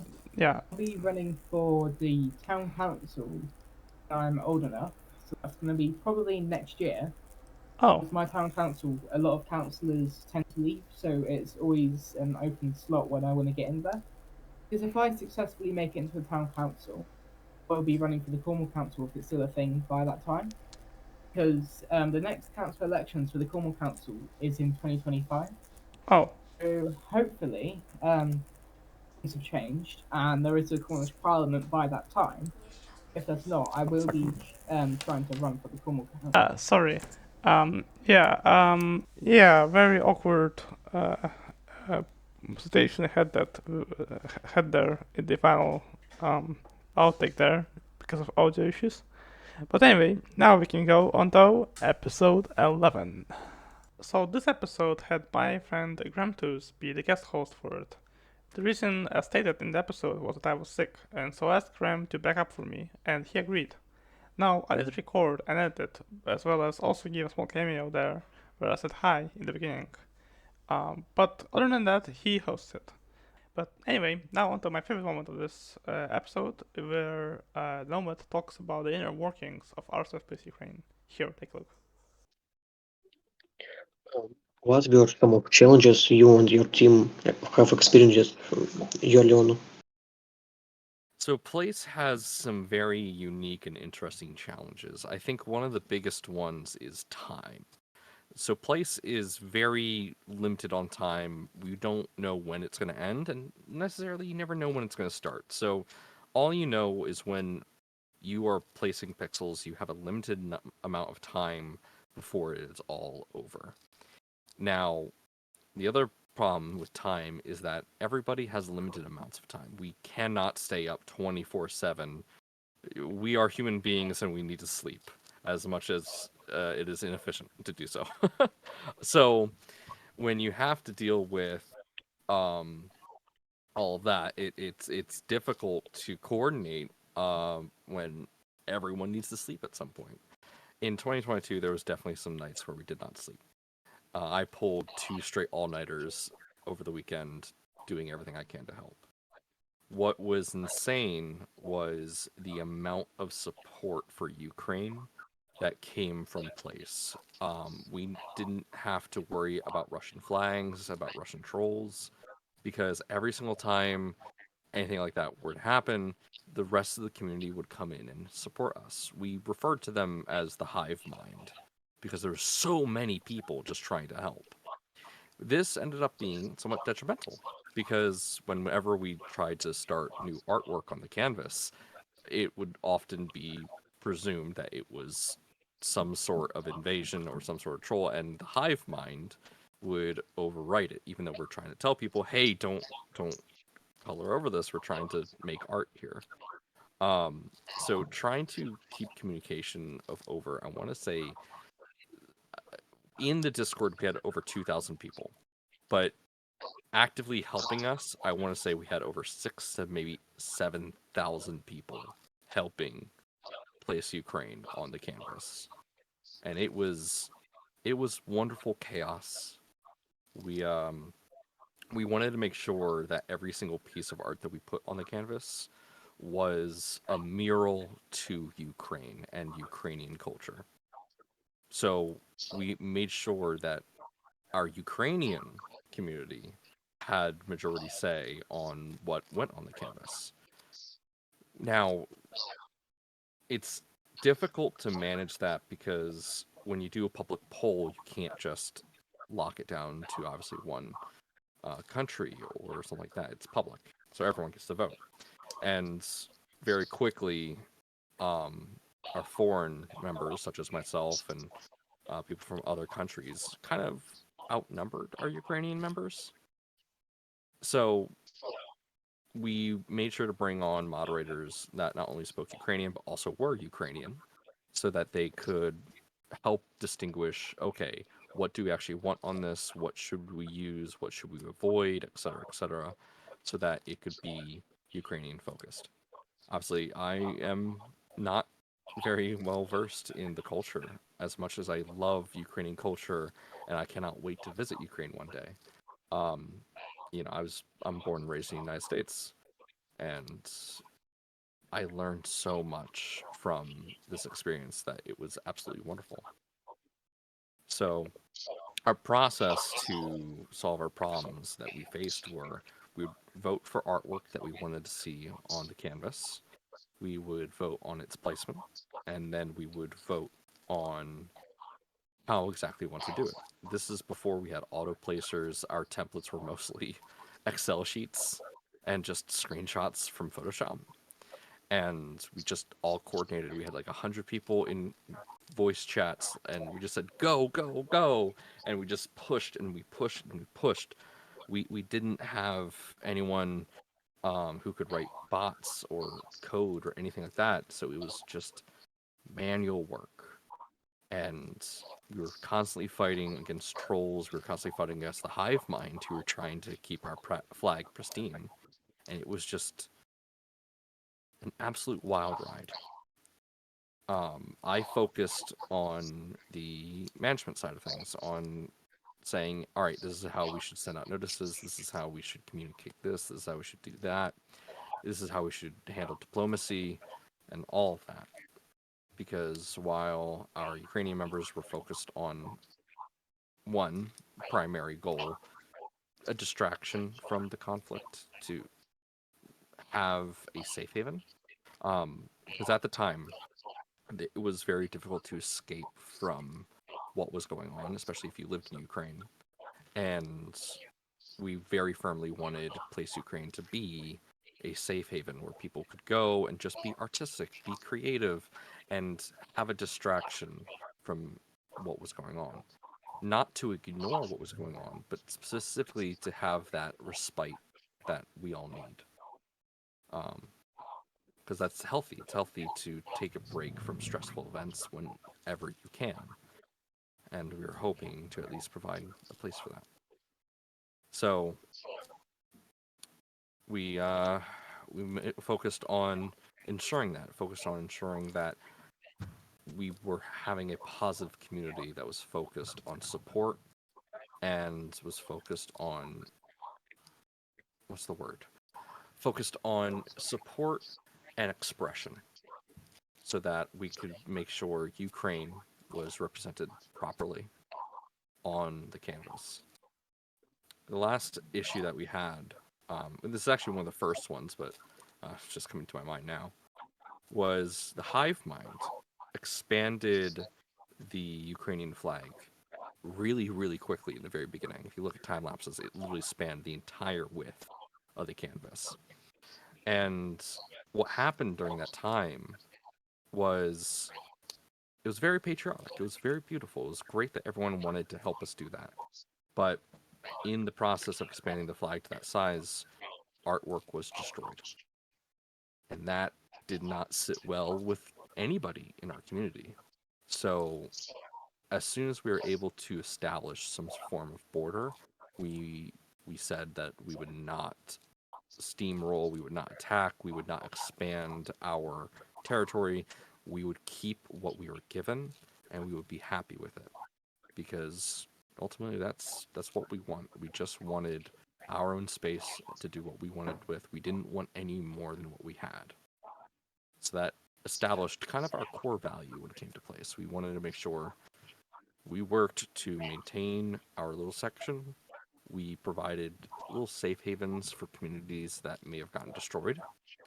A couple examples were a few countries had flags on place, but they were very small communities. And we had hearts in the Ukrainian flag. I think Georgia may have been one of them.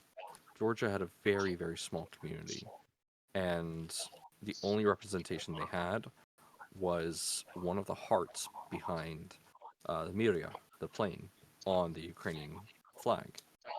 And we were able to be a little safe haven for those countries that just weren't able to be represented on place, which was very nice. Felt good doing that.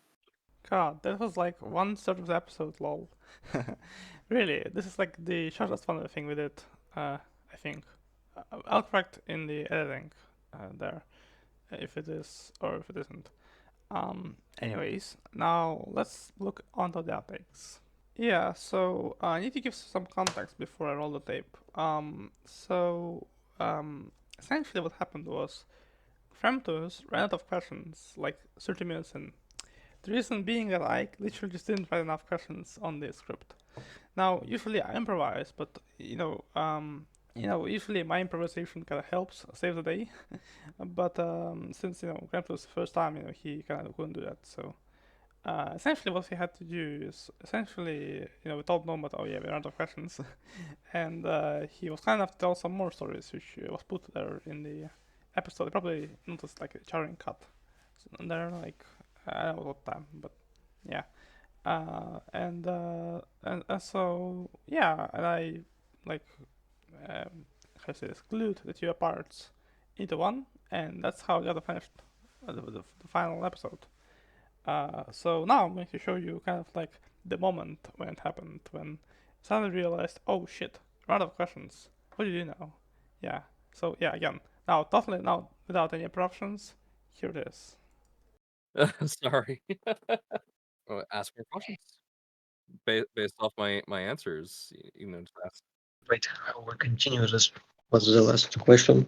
QTV? Any question? I didn't know. Well, I'm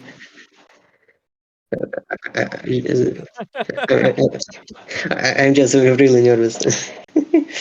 Sorry. Oh, I don't mind, guys. I don't mind at all. Yeah. Well, here, I'll make it a little bit easier. So I'll expand a little bit more about me. So, yeah, again, I'm Nomad.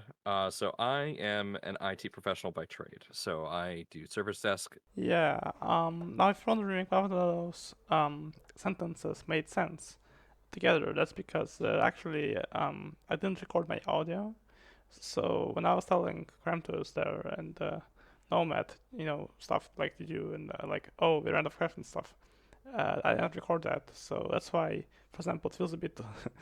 That's why, for example, you heard Nomad laughing when Krampus said that he was nervous. That's because I was telling some joke or something, and yeah, they didn't record that. Sorry. But anyway, here's one more outtake. Well, not really an outtake, but more like the final kind of like thank you words from Nomad that he said after we finished. Well, they didn't finish recording, so I clearly have the thing there, but after we finished, doing the actual show part. Yeah, here. Of course. Thank you for having me. No, I this was an honor. You know, it's and if you're still recording, I ended up where I am in my eyes from accident. I suffer from imposter syndrome. But I am very proud to have been able to help the Ukrainian community the way I have, even if for the most part it was just with Place Ukraine and helping keep that moderated and to some level of sanity. I was very, very proud to be part of that, and I'm hoping that if I can make somebody smile, then whatever I do is worth it. If I can bring joy to somebody's life, then whatever I do is worth it to me. Yeah, those are some great words there. Anyways, now let's get on to episode 12. Episode 12, wow. That episode went smooth like butter. Not a single outtake, not a single cut moment, none of that. Well, almost. There was one small outtake in the intro there. You see, if you remember the episode, in it, in the intro, I kinda imitated that I didn't know this not the final episode. And so I imitated that was corrected by someone by whispering into the microphone. Except I didn't tell Robin in advance about that, and so she was a bit confused there. And I had to remove her confusion there, but other than that, it all went well. Just great. Well. Who says well? Anyway, here is my favorite moment then for this episode. It's where I ask Robin, what are the meanings of your songs? Here, take a look. I wanted to ask you a question since I listen to your music myself.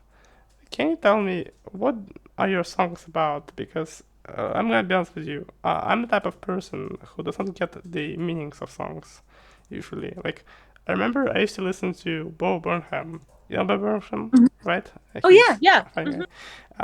And I did not like understand the deeper meanings in the songs. I just like listen to them because they're catchy and stuff. He would actually parodied in one song as well. But what about you? Like, what are your songs usually about? I tend to play with a few different themes pretty consistently. So I write a lot about mental health, recovery, addiction. Those are things I've experienced in my own personal journey. But I also write a lot about like social justice and politics, things going on in the world. One of my biggest influence is, I would say, growing up is Green Day, American Idiot, kind of like this whole concept album about the establishment and the problems with it, and kind of persevering through prejudice, oppression, hate, all that stuff. And so that's really influenced my music a lot. Kind of trying to get a message across about equality, about justice. Yeah. So those are kind of my main themes. And then every now and then I'll write kind of your fun, typical pop song, because those are fun to write. Nice. Yeah, what a lovely episode. Anyway, let's now get on to the final episode. Yeah, what a shit show that was.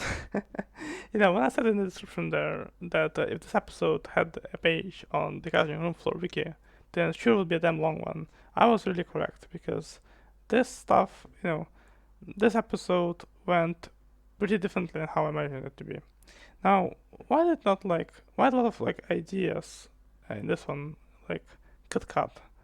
Um, I think the reason is that I just overestimated my abilities. I am not um, I don't have much resources. I don't have even a cool video camera. I had to literally use my phone to record the video for this episode. And so, I don't know what I was thinking when I had thought of some of the ideas I was going to mention, because they're pretty hard to realize. Now, maybe in the future when I, do some other project, I may have a bigger budget, bigger, abilities, and more skills. Partly, you don't just need, the stuff. You also need to, know how to use the stuff. Then I will be able to make a more quality product. But despite all of that, I'm very proud of how this episode turned out, and I'm just very thankful for all the help that I was given making it a reality. So yeah. Um, Now I'm not going to put my favorite moments here because for one, this video is already pretty long, and for two, it's because I just wanted to watch the actual episode more. To be honest, I could have used that logic for the previous episodes as well, but this is a special one. Give it more sunshine. Yeah, what a phrase it is. Anyway, yeah. So So what got cut? So for starters, as I mentioned there in the intro, I had actually shot the whole episode on video. Now, as I mentioned, the way I did it was by having my phone recorded with my brother being the cameraman. Now, how I get the audio? Well, simple. I just recorded the video separately and the audio separately on the laptop that I used. So you may be then wondering, well, okay, QTV, if you recorded the whole episode on video, why do you only see the video only at the end there? Well, it's simple. You see, I have a computer. No way. And on it, I have an SSD, a 500 SSD, Samsung SSD, very good SSD. But the thing is, that's all I have, 500 gigabytes, and that's it.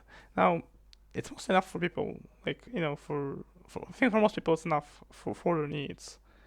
But for when you're making something like a podcast, especially when you're working with video, video takes a lot of space, especially if it's full HD video, like in my case. In fact, I actually shot it on my phone. Almost all of on all the videos took so much storage on my phone. It began to freeze. And so the problem is that this SSD I have in the computer, it ran out of space. In fact, I still don't really have much space. Currently, I have I think 30 gigabytes left, and it's because it's taken up. It's just not enough space for me. And so ideally I would need a second SSD, but I just don't have money, and such I cannot sadly edit the video in the Final Cut, except for that small final bit of intro there. Even then, at the assistance of my father, because he really wanted me to put a bit of my video there. Yeah, so shout out to him. But yeah, and also even then, that part there, as someone mentioned in the comments, was not synced, which is weird because I tried to sync it, and I swear I synced it in the video editing software, and yet for some reason in the final one it just didn't. I don't know how it happened. Honestly, I don't care at this point. At this point, it's there. And yes, I really did not share my face because yes, that's all you need to know. So yeah. Now for the pre-intro of the final episode. So initially I had planned to kind of parody the pre-intro or intro, if you say, of the final show of David Letterman that he did on NBC. where he had like the Cheers cast, like watch television, and suddenly his show would come on, everybody would like leave while the barman tried to like switch the remote, but it didn't work. I tried to go for, kind of like for that, except it's my show obviously, and instead of the Cheers cast, it was meant to be Pico and like the other characters that Tom Falk had created for the Pico School Universe.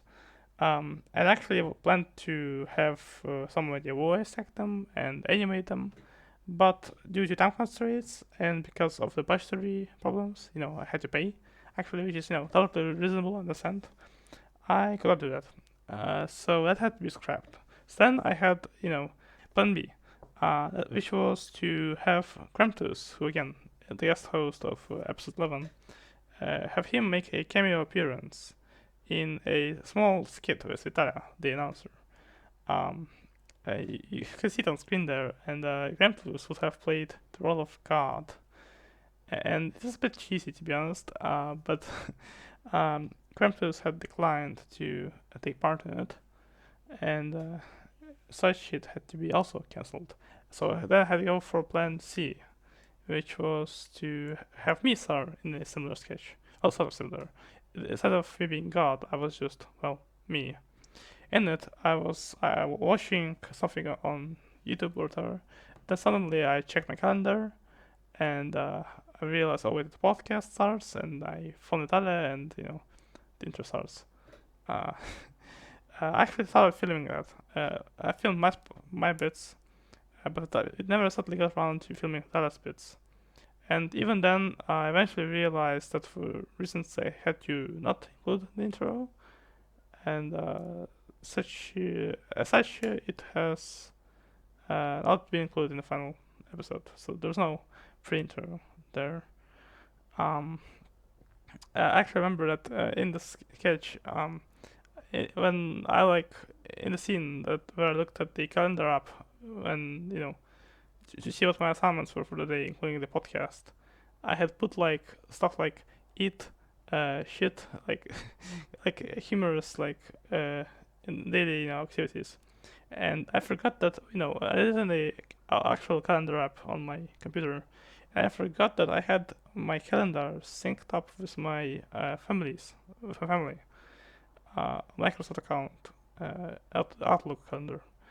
And so that same day, my dad called me to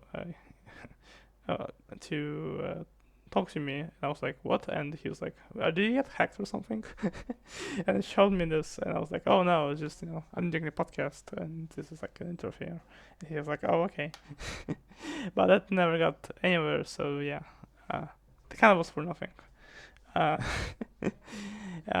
Yeah, and now I want to talk about the intro itself. I had since I started planning this whole podcast, I knew that I needed to make the intro a bit different. So I edited the text from the usual for Vitalia to say, from the usual as the world crumbles, the one that doesn't mention the guests, to the one that mentions the guest, as well as some other stuff. Kind of in a similar vein to how actual late night shows intros work. And of course, but I also need the music. So I was thinking of who could I get for music. Now again, with my limited scope here, I couldn't bring anyone. Well, I didn't really aim for anyone famous, but I needed I thought I wouldn't get anyone at all. Really, considering again the scope of this. And was breaking my mind. Who could I get onto the show? Then I was realized, oh, I know.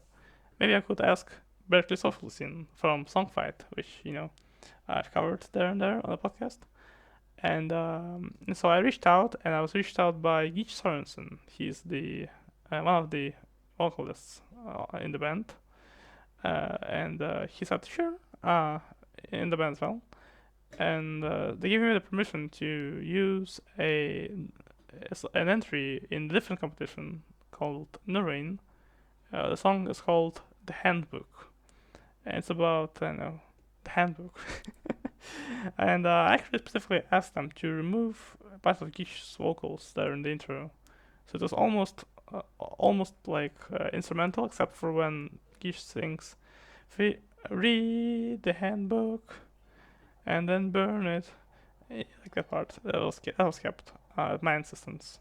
And yeah, and I also used other songs of theirs there for the kind of like the the joints for like the commercial breaks, and I even promoted each new album as well in the commercials.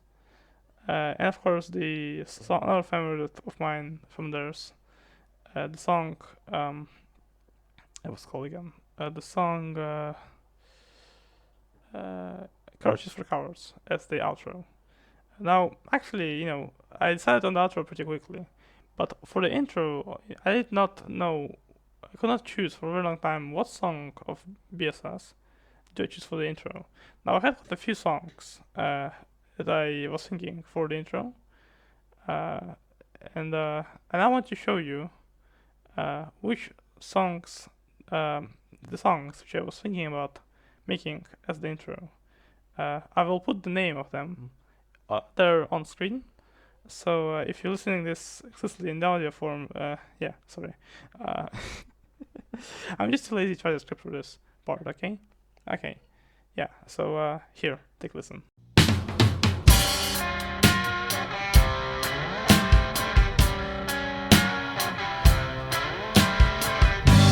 A fog blanketed the town. A chill descended from the clouds. The cows started falling sick. The season here changed much too quick.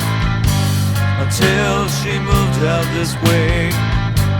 We did alright, we had all day. And now it's gotta be so hard. If we had seen this from the very start.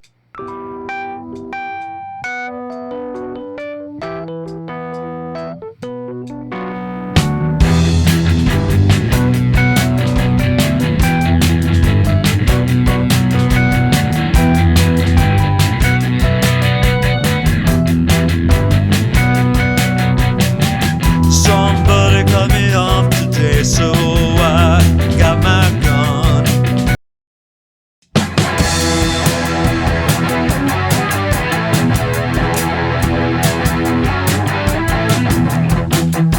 I don't lie when I make a promise I don't keep.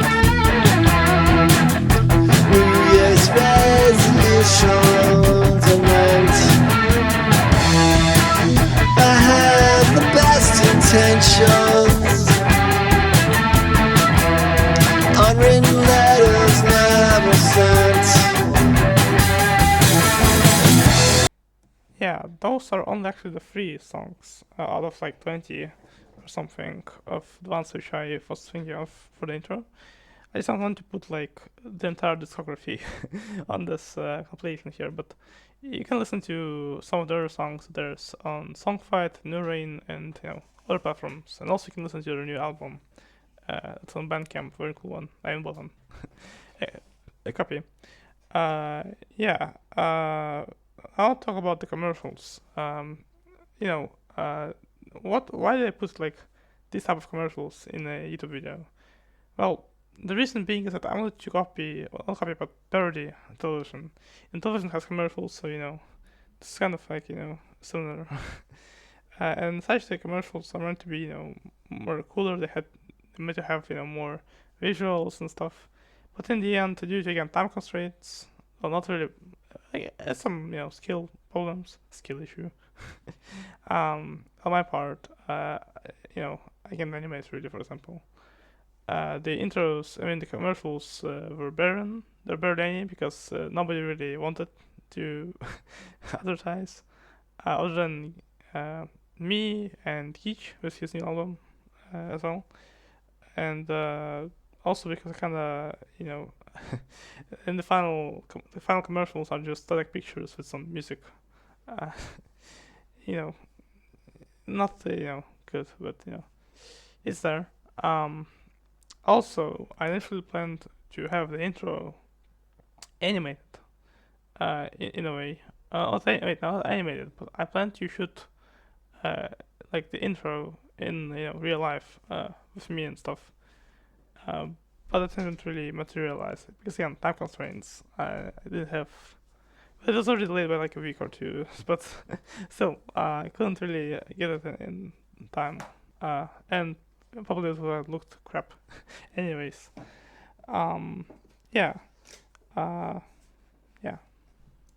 Now, for the guests, I had initially planned to have a completely different set of guests. Uh, yeah.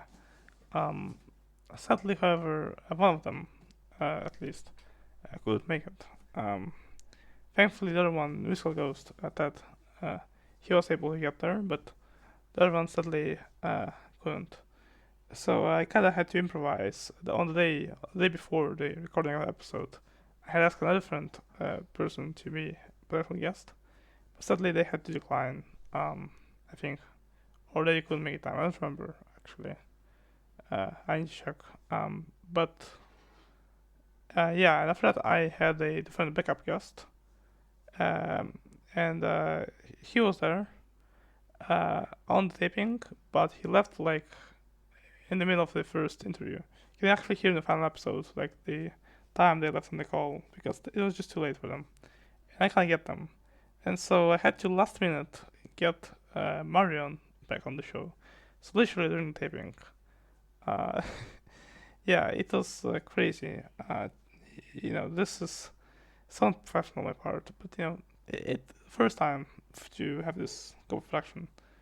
Now to have Robin be the musical guest was initially not planned, but I thought later on in the production that having a musical number would be nice. Plus, you have a new album, you have an exclusive, was pretty cool. And of course, I met her back as well. On QWN, was has been a recording segment on the issue of Fossils of Ukraine Discord server, and a few other places as well. It is just wacky headlines from Ukraine and stuff. And I thought why not to include them, here as well. Kind of how like Jay Leno had headlines. Still has them. He actually doesn't know. It's not our show, but yeah. The monologue. I had initially recorded a monologue, as I mentioned, in my final monologue. There, on location, but sadly, the audio was shit. It was just unusable. I would love to show it right now, but you probably barely would hear anything. So I had to redo it later during editing, like literally, as I was editing it. So that's what is in the final cut. There, yeah. I also remember that the intro that I started, we actually did that like on the day that we released the episode, like a few hours before it was released, because we tried to record before, but he kind of failed with some takes there, and after some tries, preparations, he finally was able to do it on the day it was released. Now, also about the Newgrounds thing, you probably saw in the intro there it says in Pico version, very available.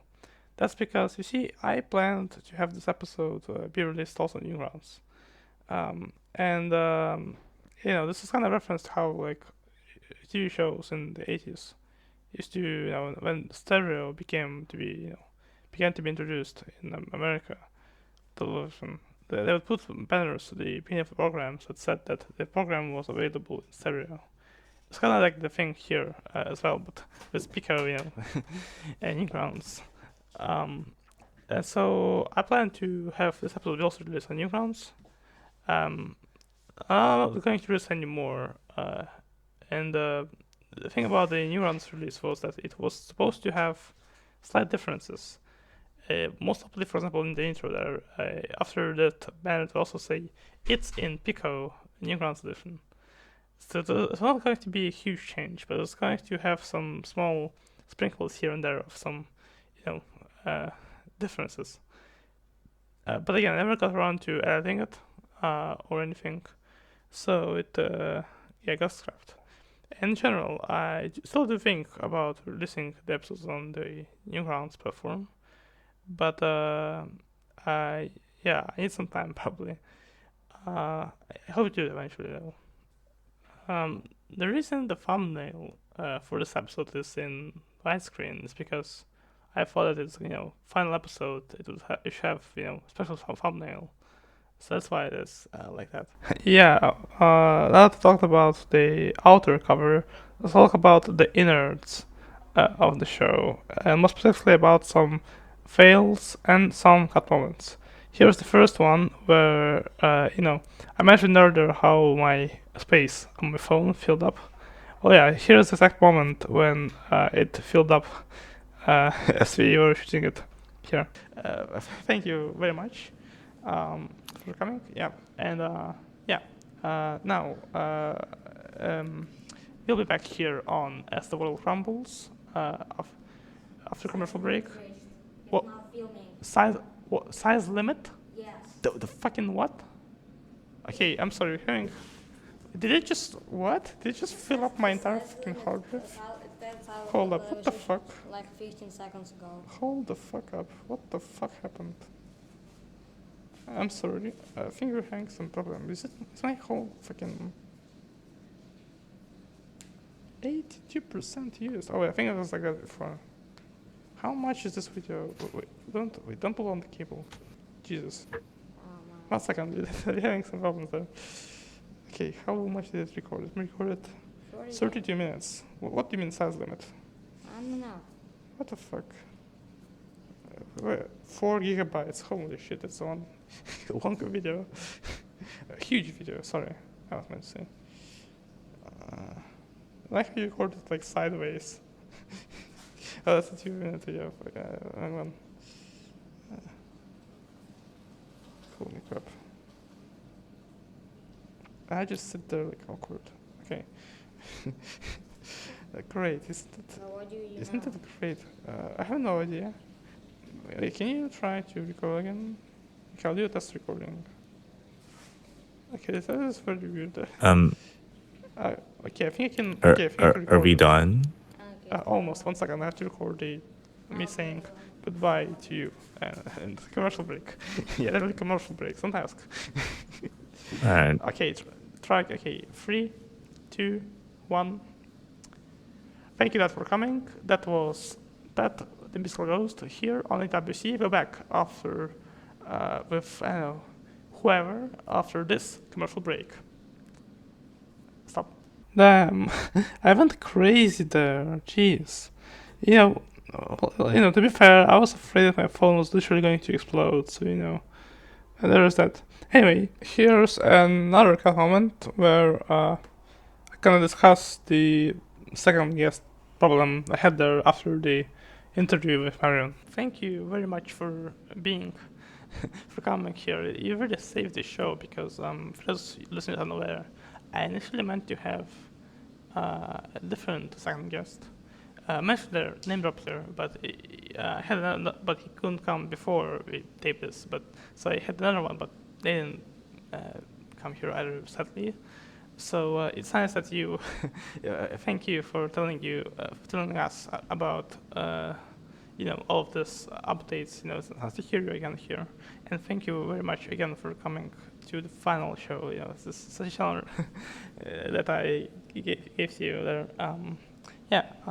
Thank you. Wait, there's my ship there. Yeah, and I mean, thank you so much for the invitation and having me back on again. It's nice to be able to talk with you and to be on here. So thanks for the invitation again. No problem. Anyway, folks, we'll be back here on AWC with QWN right after this. Now on to QWN. Fun fact: the jingle you heard there, made by Wills, was made also like last minute. So yeah, it wasn't really meant to be there, but yeah. Anyway, here is an outtake from there. I think it's the only one. I think, yeah. I don't know. What did they do? Their voice. or maybe they're like a second, I think. Okay.